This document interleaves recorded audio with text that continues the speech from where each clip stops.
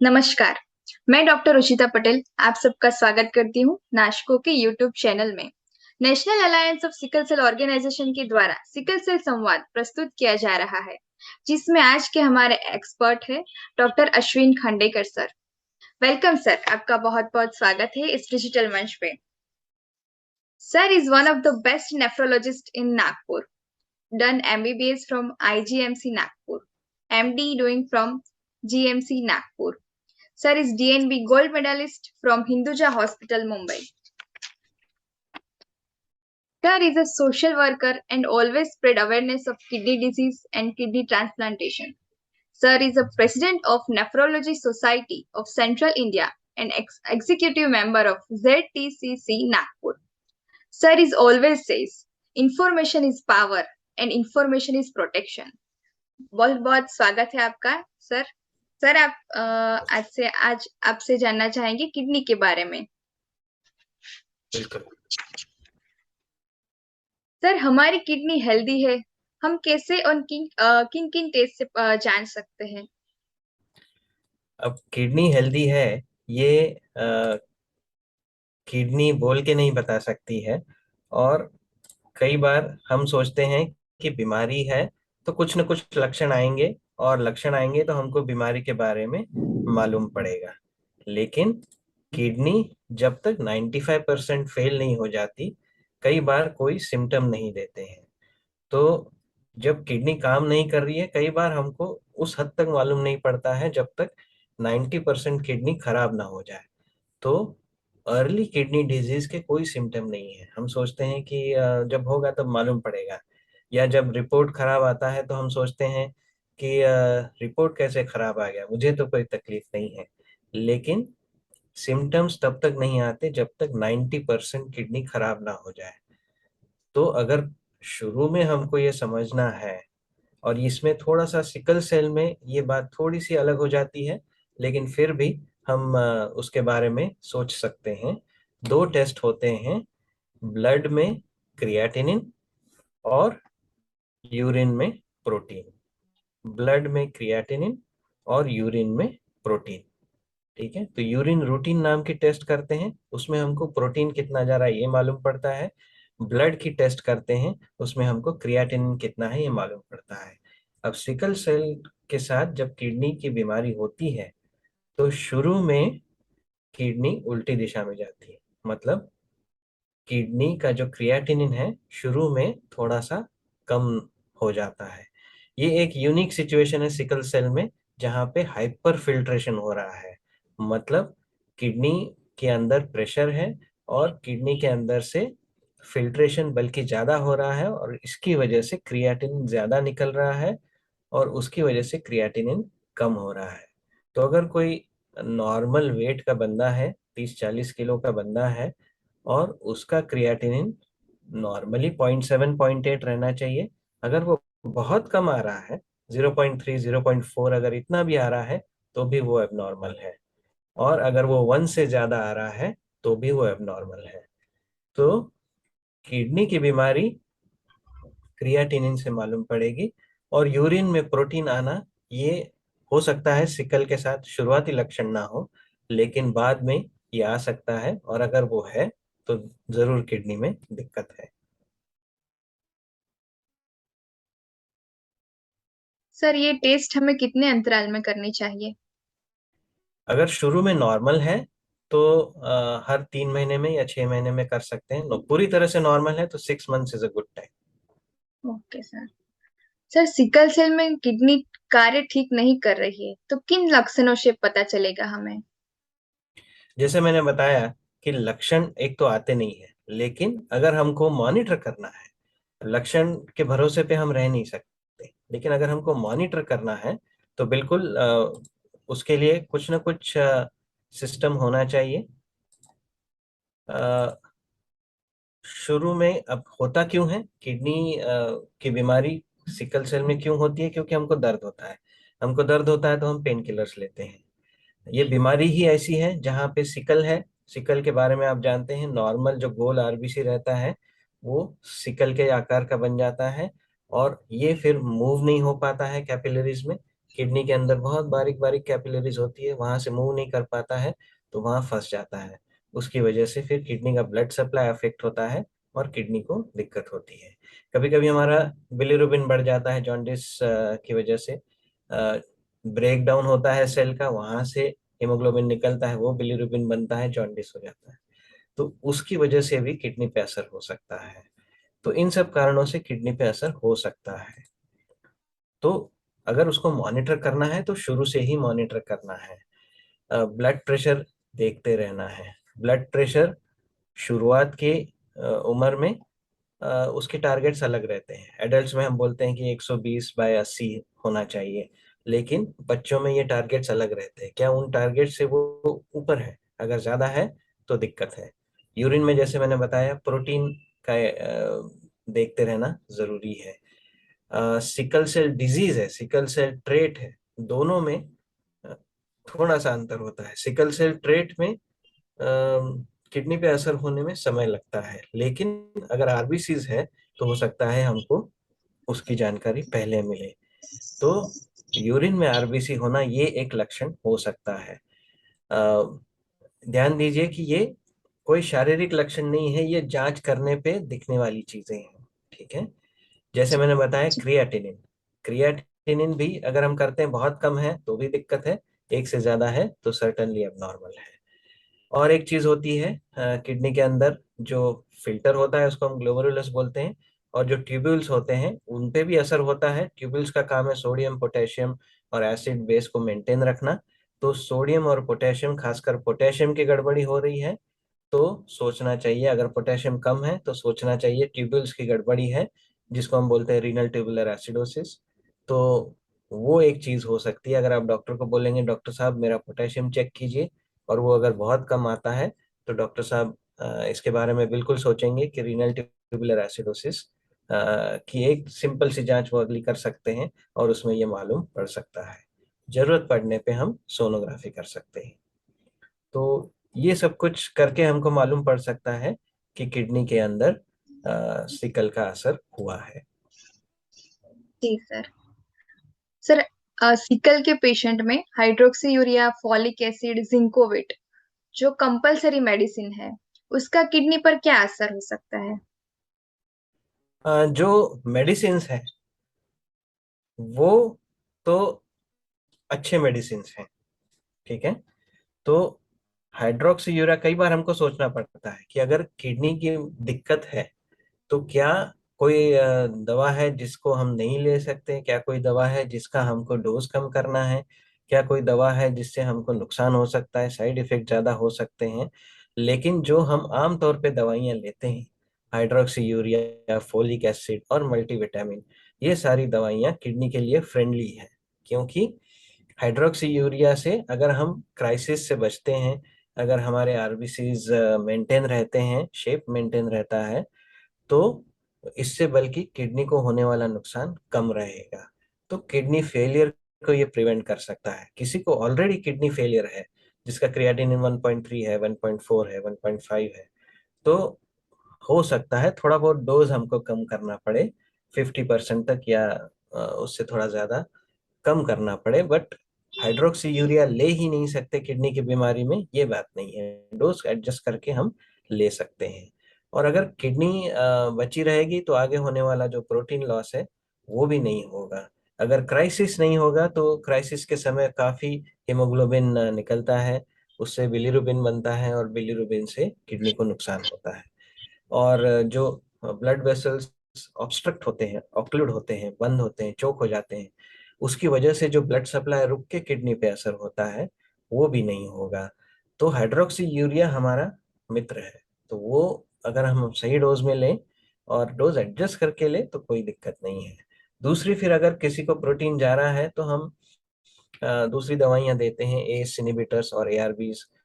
इससे भी सब कुछ लंबे समय में प्रोटेक्शन के हिसाब से हम देते हैं। कॉमनली जो हम देते हैं, एनालेप्रिल कॉमनली अवेलेबल है, एनवास नाम से आता है, उसको हम देते हैं। कभी कभी टेल्मा नाम से आने वाला टेल्मिसार्टान हम देते हैं, या लोसार नाम से आने वाला लोसार्टान देते हैं। ये लॉन्ग टर्म में किडनी के लिए प्रोटेक्शन का काम करते हैं। Thank you so much sir. आपने हमें बताया कि हाइड्रोक्सी हमारा मित्र है, तो जिसको भी जो मिथ्स है वो हमें क्लियर हो गए हैं कि ये हाइड्रोक्सी किडनी के डिजीज में लेनी चाहिए कि नहीं लेनी चाहिए। तो सर, पानी का किडनी के स्वास्थ्य में क्या महत्व है? पानी तो बहुत जरूरी है, खासकर सिकल में, क्योंकि शरीर में हमारे पानी बनता नहीं है। किडनी का मेन काम है कि पानी का बैलेंस बना के रखना। तो हम हमारे प्यास के हिसाब से अगर पानी लेते हैं तो जितना शरीर को जरूरत है उससे ज्यादा ले लेते हैं। तो प्यास का सिस्टम बहुत अच्छा सिस्टम है। तो जितनी प्यास लगती है उतना पानी हमने लेना चाहिए। कई बार, खासकर अर्बन लाइफ में, हम बहुत बिजी रहते हैं, बहुत ऑक्यूपाइड रहते हैं, बहुत प्रेशर रहता है, और हम ये सिंपल रिफ्लेक्सेस को इग्नोर करते हैं और पानी पीते नहीं हैं। उसकी वजह से दिक्कत होती है। या कुछ लोग फील्ड में काम करते हैं, सेल्स पर्सन हैं, बहुत जगह एक दूसरे से दूसरी जगह जाना पड़ता है, कई जगह कूलिंग मिलता नहीं है, एसी मिलता नहीं है। तो ऐसे में वाटर लॉस काफी हो रहा है। अगर वाटर लॉस ज्यादा हो रहा है तो उसको रिप्लेनिश करना भी जरूरी है। तो खासकर सिकल में आई वुड से कि जितना प्यास लगता है उतना भी अगर हम लेंगे तो it will serve the purpose. थोड़ा सा कॉन्शियसली एक्स्ट्रा लेंगे तो अच्छा रहेगा। पानी ज्यादा लेने से सर्कुलेशन मेंटेन रहता है। पानी ज्यादा लेने से छोटे छोटे कैपिलरीज में क्लॉगिंग नहीं होता है, जो सिकल के साथ हो सकता है। और उसकी वजह से होने वाले प्रॉब्लम्स नहीं होंगे। हो सकता है क्राइसिस के दौरान अगर हमारा हाइड्रेशन अच्छा है तो हो सकता है हम एटलीस्ट माइक्रो सर्कुलेशन लेवल पे होने वाले प्रॉब्लम्स को अवॉइड कर पाए। तो जितना हम पानी, अगर हम जनरल बात करें सिकल को छोड़ के, पानी जितना हम अच्छे से लेंगे उतना the biggest thing that we can avoid is formation of stones. तो स्टोन्स बनने के लिए इवन सिकल में रिस्क है, क्योंकि बिलीरुबिन अगर बढ़ के आ रहा है, गॉल स्टोन्स भी बनते हैं। और पानी कम लेने की वजह से या बार बार क्राइसिस होने की वजह से स्टोन्स बनने की risk even in kidneys it is slightly higher. तो पानी पीने से in general, apart from sickle also, हम स्टोन्स को भी अवॉइड कर सकते हैं। Thank you sir. Water is the medicine for sickle cell patient. So पानी करेक्ट। तो सबको पीना ही चाहिए। इन जनरल भी सबके लिए पानी बहुत महत्वपूर्ण है। सर, ओरल प्रोटीन का क्या परिणाम होता है हमारी किडनी पे? कई लोग ये सोचते हैं कि प्रोटीन लेने से मतलब किडनी का प्रॉब्लम है तो प्रोटीन नहीं लेना चाहिए, या प्रोटीन लेने से किडनी बिगड़ जाती है। तो ये सोचना पूरी तरह से सही नहीं है। प्रोटीन लेने से किडनी बिगड़ती है, ये उसी तरह की बात हो गई कि शुगर लेने से डायबिटीज हो जाता है। ऐसा नहीं है। जिसको डायबिटीज हो गया है उसको हम बोलते हैं कि अब आपको शुगर कम लेनी पड़ेगी। उसी तरह से जब किडनी की बीमारी होती है तब हम बोलते हैं कि अब आपको प्रोटीन कम लेना है। लेकिन प्रोटीन कम लेना है, ये आधा सच हो गया। पूरा सच क्या है? पूरा सच ये है कि जो लोग ज्यादा प्रोटीन लेते हैं उनका प्रोटीन कम करना जरूरी है। तो ज्यादा प्रोटीन का क्या मतलब है कि हमारा वजन अगर 40 किलो है या 50 किलो है तो हम 50 ग्राम तक प्रोटीन ले सकते हैं। हर किलो के पीछे 1 ग्राम प्रोटीन हम ले सकते हैं। अगर कोई बंदा 100 ग्राम ले रहा है, 125 ग्राम ले रहा है, ये कहाँ से आएगा? नॉर्मल रूटीन वेजिटेरियन डाइट में इतना प्रोटीन नहीं है। Normal vegetarian protein normal vegetarian diet जो हम रोजमर्रा के इसमें खाते हैं उसमें 25 से 30 ग्राम से ज्यादा प्रोटीन आता नहीं है। तो 25 से 30 ग्राम का प्रोटीन किसी के लिए भी ज्यादा नहीं है। जी। तो अगर हम बोलते हैं कि 1 ग्राम तक हमको अलाउड है, तो हमको बल्कि ये सोचना पड़ेगा कि अगर मैं 25 ले रहा हूँ और मेरा वजन 50 है तो मुझे और 25 बढ़ा के लेना पड़ेगा। ये सोचना जरूरी है। फिर लोग बोलते हैं कि नहीं, डॉक्टर साहब ने तो बोला है कि प्रोटीन कम लेना है, तो मैं 1 ग्राम क्या, मैं तो 0.5 कर देता हूँ, मैं तो 0.3 कर देता हूँ, तो 25 से मैं 15 पे आ जाता हूँ, किडनी के लिए तो अच्छा ही रहेगा। ये सोचना भी गलत है, क्योंकि जितना हम कम करेंगे उतना हमको माल न्यूट्रिशन हो जाएगा। पीडियाट्रिक्स में तो एक बहुत बड़ा प्रैक्टिस एरिया है माल न्यूट्रिशन। तो माल न्यूट्रिशन होना मतलब हम खाने में प्रोटीन ले ही नहीं रहे हैं। तो खाने में प्रोटीन अगर नहीं आता है तो हमारे मसल्स ब्रेक डाउन हो जाएंगे। हर जगह प्रोटीन है, हर जगह प्रोटीन है, हमारे ऑर्गन्स प्रोटीन है, हमारे मसल्स प्रोटीन है, हमारे एंजाइम्स प्रोटीन है, हमारा इम्यून सिस्टम प्रोटीन है। तो अगर हम प्रोटीन नहीं लेंगे तो सब कुछ डिस्ट्रॉय हो जाएगा। तो प्रोटीन जितना हमारे लिए जरूरी है और जितना हमारी किडनी अलाउ करती है उस लिमिट तक पहुंचना जरूरी है। अगर हम बोलते हैं कि 50 ग्राम का बंदा है, तो 50 किलो का बंदा है, तो 40 से 50 ग्राम प्रोटीन आपके बॉडी डाइट वेट। में आना चाहिए। तो प्रोटीन से नुकसान नहीं है, बल्कि डाइटिशियन के पास जाइए, बोलिए हमको गिन के बताइए हम कितना प्रोटीन खा रहे हैं, और अगर हम कम ले रहे हैं तो इसको कैसे बढ़ाना है। जी सर। सर, आयुर्वेदिक मेडिसिन का किडनी पर होने वाला परिणाम। ये एक अच्छा सवाल है और उतना ही बोल्ड भी है, क्योंकि लोग के काफी इमोशंस अटैच्ड हैं आयुर्वेदिक आयुर्वेदिक से।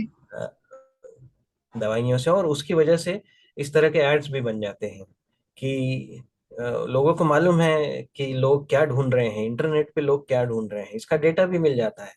आप अगर Google most searched items in Google ऐसा देखेंगे तो कुछ ना कुछ मिल जाएगा आपको। Most searched items in health care ऐसा देखेंगे तो 4 चीजें दिख जाएगी। वो 4 चीजें दिखते ही लोग अपने एडवर्टाइजमेंट्स बनाने लगते हैं। तो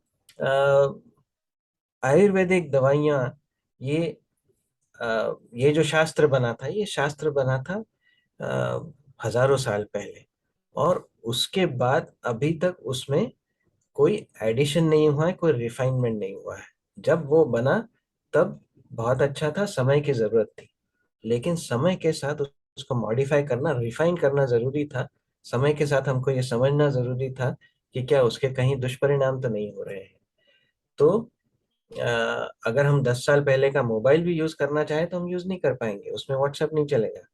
तो हजारों साल पुराना साइंस हम ह्यूमन बीइंग्स को कैसे अप्लाई करें। अब स्पेसिफिक की अगर हम बात करें तो स्पेसिफिक्स की अगर हम बात करें तो हमको मालूम है कि अ, आयुर्वेदिक दवाइयों में भस्म होते हैं। भस्म में, what is bhasma? Bhasma are salts of heavy metals. तो सॉल्ट्स ऑफ हेवी मेटल्स क्या है? लेड है, मर्क्यूरी है, कैडमियम है। और हम ये जानते हैं, साइंटिफिक पब्लिकेशंस हैं जिनके डिटेल में जाने की जरूरत नहीं है, लेकिन हम ये जानते हैं कि ये साइंटिफिक पब्लिकेशंस अलग अलग समय पे अलग अलग कारणों से आए हैं। ये आयुर्वेदिक दवाइयों की बात नहीं कर रहे हैं, ये एज अ मेटल की बात कर रहे हैं। लेड से तकलीफ होती है हमको मालूम है, कैडमियम से तकलीफ होती है हमको मालूम है, मर्क्यूरी से तकलीफ होती है हमको मालूम है, ये सारे सिंड्रोम्स लिखे हैं क्या तकलीफ होती है। और उसी के पीछे जब हम उसी के सॉल्ट्स ले रहे हैं, हेवी मेटल के सॉल्ट्स ले रहे हैं, और ये साइंटिफिक कम्युनिटी में डिस्कशन भी होता है कि इस तरह से जो भस्म वाली दवाइयां हैं वो हमारी किडनी को नुकसान कर सकता है। जब मैगी बंद हुआ तो हल्ला हो गया था। क्यों हल्ला हो गया था? क्योंकि उसमें थोड़ा सा लेड ज्यादा था, रेंज के थोड़ा सा बाहर था। और कितने सारे इमोशंस निकले थे सारे माताओं बहनों के कि हमारे बच्चे तो इतने चाव से मैगी खाते थे, और हमको मालूम नहीं था कि हम तो उनको जहर दे रहे हैं। तो उस मैगी में जितना जहर था उससे कहीं ज्यादा जहर इस आयुर्वेदिक दवाइयों, खासकर भस्म वाली चीजों में है।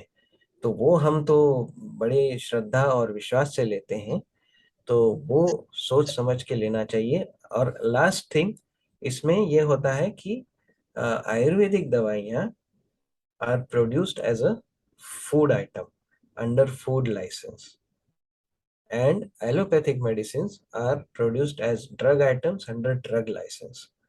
तो अगर ड्रग लाइसेंस के अंडर बनता है तो phase 1, phase 2, phase 3 clinical trials होते हैं। हमने कोविड वैक्सीन में पूछा, अरे फेज 3 हो गया क्या, कुछ रिजल्ट है क्या, तभी मैं लेता हूँ, नहीं तो नहीं लूंगा। तो यहाँ पे हम पूछते नहीं है कि फेज 1 हुआ क्या, फेज 2 हुआ क्या, तो ये हम पूछते नहीं है। तो अनफॉर्चुनेटली आयुर्वेदिक दवाइयाँ come under food license, do not go through clinical trials, and do not publish a list of side effects and clinically tested नहीं होते हैं। तो ये सोच के हमको जो भी लेना है और समझ के करना। जी सर, आयुर्वेदिक का हमारे एक्सपर्ट ने बताया है कि आयुर्वेदिक मेडिसिन में जो भस्म वाली दवाइयाँ होती है वो आप प्रिकॉशन से यूज करें, और डॉक्टर से पूछ के ही जो भी दवाइयाँ लेनी हो वो ले, क्योंकि किडनी हमारी किडनी के लिए बहुत ही इम्पोर्टेंट है, वो दवाइयों में जो है टॉक्सिन्स है वो। सर, अभी आखिरी सवाल, सिकल सेल पेशेंट के लिए आपका संदेश। ये है कि हम लोग दर्द से जूझते रहते हैं, तो पेन किलर्स वही लीजिए जो सबसे सेफ है। हम लोग बहुत सारे अलग अलग प्रॉब्लम से भी जूझते रहते हैं, तो इसमें ये नहीं भूलना है कि हमने पानी का इंटेक अच्छे से लेना है। तो अलग अलग कारणों की वजह से किडनी पे असर हो सकता है। डिहाइड्रेशन अवॉइड करना है किसी भी कीमत पे। पानी की बोतल हमेशा साथ में रहनी चाहिए। अगर आप ये बोलते हैं कि मैं एक्स्ट्रा पानी लेता हूं, तो आपके हाथ में पानी की बोतल हमेशा दिखनी चाहिए। तो कम से कम 2 या 3 लीटर पानी आपने हमेशा लेना चाहिए, 24 घंटे में लेना चाहिए। हम जांचें हमेशा करते हैं, सीबीसी हीमोग्लोबिन तो हमेशा करते हैं, लेकिन एक आध बार क्रिएटिनिन और पोटेशियम और यूरिन रूटीन ये भी चेक कर लेना चाहिए। इससे हमको किडनी का स्टेटस मालूम पड़ेगा। और हर 6 महीने में अगर नॉर्मल है तो हर 6 महीने में रिपीट कर सकते हैं। Avoid pain killers. कुछ पेन किलर्स हैं जो हम सेफली दे सकते हैं, तो वो डॉक्टर के प्रिस्क्रिप्शन से आपको मिल जाएंगे। और जो भी ट्रीटमेंट आपका है, हाइड्रोक्सी यूरिया से घबराने की बात नहीं है। उसको रेगुलरली लेंगे तो बल्कि किडनी पे असर होने की रिस्क कम हो जाती है। अल्टरनेटिव मेडिकेशंस के बारे में हमने बात किया, वो भी हमको अवॉइड करना है। और जब भी किसी भी कारण से एडमिट होते हैं, तो एक बार तो किडनी का रिपोर्ट कर ही लेना चाहिए। Thank you so much, sir, for giving us your valuable time and sharing your knowledge. हमें आज किडनी के बारे में छोटी छोटी चीजों का भी ज्यादा पता चला कि किडनी सिकल के पेशेंट पे और जनरल पेशेंट पे क्या क्या असर करती है। Thank you so much sir, नास्को की तरफ से मैं आपसे धन्यवाद करती हूँ। Thank you. Thank you, it was a pleasure.